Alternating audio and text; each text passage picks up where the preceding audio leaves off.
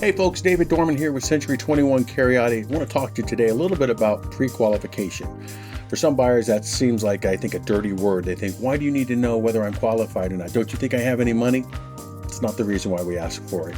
Let me be clear here. A pre-qualification letter says to a potential seller that you're able to purchase their home. To me, it says, okay, this person's done some homework and they're ready to start that buying process. But the reason we do it isn't just for that. I think it's important to understand that knowledge is power.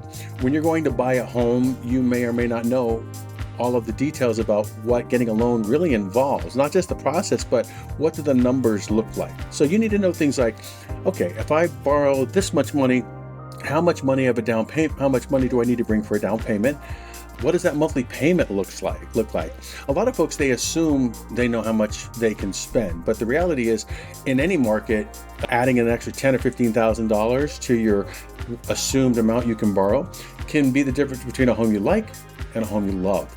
So we want to make sure that we're putting you in front of a professional who can truly determine what you can afford. And let's talk about what you can afford versus what you qualify for. There are a lot of people that say, oh my gosh, I qualify for $500,000. But then when they look at the numbers all together, along with taxes, insurance, homeowners association dues, and the monthly payment, they go, well, I guess on paper I can afford that, but I don't want to pay that much per month. So it's important to know exactly what all those numbers mean before you get out looking at homes. Now, for me, I'll take anybody out of first time. I give you a freebie.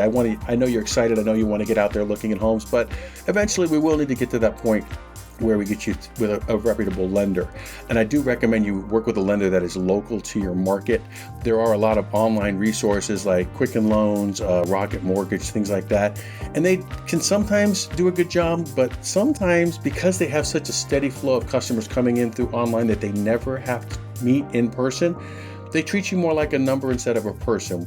I work with several lenders who work hand in hand with my clients, meet with them in person, and go over everything in detail. And it's just a much smoother transaction because keep in mind, you're putting a pretty hefty deposit down that could be taken away from you if you don't follow the contract and get your loan approved in time. And the contract does specify a loan approval period. And if that period passes without your loan approval, you're locked in. And if you don't close, you could lose your escrow deposit. So make sure you're with a lender who you can actually reach on the phone.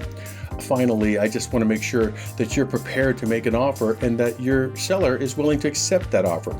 Nothing is more disconcerting when a seller gets 5 offers and yours doesn't have a pre-approval letter, so they don't know whether you're qualified or not. They may like your offer the best, but I've seen people take offers that were less than the other offer, but the person that made the lower offer had a pre-qualification letter and the person that made the higher offer didn't. So there's a reason and rhyme to all we do, but at the end of the day, check with your real estate agent and make sure they are working with a great lender that can help you through that process and give you valuable information to help you make a better educated decision when buying your next home.